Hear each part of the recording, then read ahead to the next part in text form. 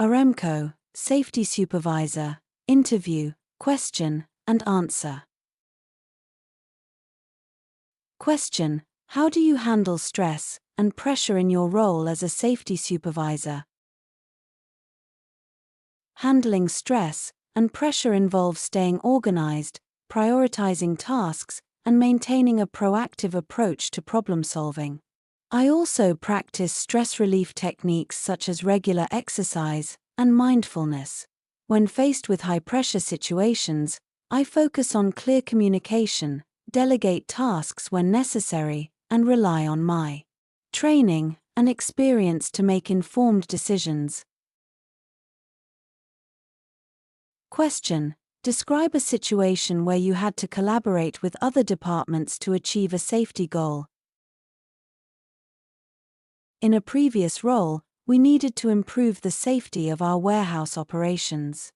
I collaborated with the logistics and maintenance departments to redesign the layout for better traffic flow and implement a preventive maintenance schedule for equipment. Through regular meetings and joint safety inspections, we were able to significantly reduce accidents and improve overall safety performance. Question: how do you stay motivated and keep your team motivated during challenging times? Staying motivated involves focusing on the positive impact of our work on employees' well-being. I keep my team motivated by recognizing their efforts, celebrating successes, and providing opportunities for professional growth. During challenging times, I maintain open communication, offer support, and involve the team in problem-solving to foster a sense of ownership and collaboration. Question: what would you do if you discovered that an employee had falsified safety records? Discovering falsified safety records is a serious issue. I would conduct a thorough investigation to gather all relevant facts and determine the extent of the falsification. I would then address the issue with the employee, emphasizing the importance of honesty in safety reporting. Depending on the severity, I would follow the company's disciplinary procedures and take corrective actions to prevent recurrence. Additionally, I would review our processes to identify any gaps that may have allowed the falsification to occur. Question: you have identified a significant safety hazard but are met with resistance from management when proposing changes. How do you handle this? When met with resistance from management, I would present a well-researched case highlighting the potential risks and consequences of not addressing the hazard. I would provide data, case studies, and cost-benefit analyses to support my proposal. If necessary, I would seek input from external experts or regulatory bodies to strengthen my argument. Effective communication and demonstrating the long-term benefits of the proposed changes are key to gaining management support. Question: how would you handle a situation where an employee reports a safety concern anonymously? Handling an anonymous safety concern involves taking the report seriously and investigating it thoroughly. I would gather all relevant information, conduct inspections if necessary, and take appropriate corrective actions to address the concern.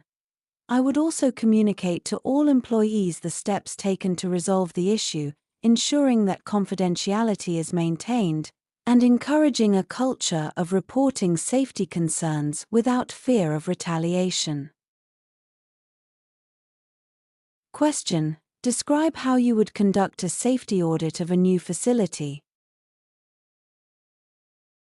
Conducting a safety audit of a new facility involves a systematic approach. I would start by reviewing all relevant documentation, including blueprints, equipment manuals, and safety procedures.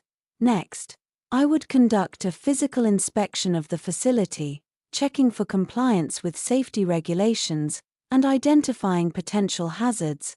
I would interview employees to understand their safety practices and Concerns. Finally, I would compile a detailed report of findings, including recommendations for improvements, and present it to management for action. Question: what steps would you take if you observed a trend of increasing absenteeism due to work-related injuries? Increasing absenteeism due to work-related injuries requires immediate attention. I would analyze injury reports to identify common causes and patterns. I would then review and update risk assessments, implement targeted interventions such as additional training or ergonomic improvements, and enhance supervision and monitoring in high-risk areas. Engaging employees in discussions about their concerns and involving them in developing solutions would also be part of my approach to address the issue effectively. Question: how do you balance the need for productivity with maintaining high safety standards? Balancing productivity with safety involves integrating safety into every aspect of operations. I ensure that safety procedures are efficient and practical, minimizing any impact on productivity. I also promote a culture where safety is seen as a key component of productivity, emphasizing that a safe workplace leads to fewer disruptions and higher overall efficiency. Regular training, clear communication, and involving employees in safety planning help maintain this balance.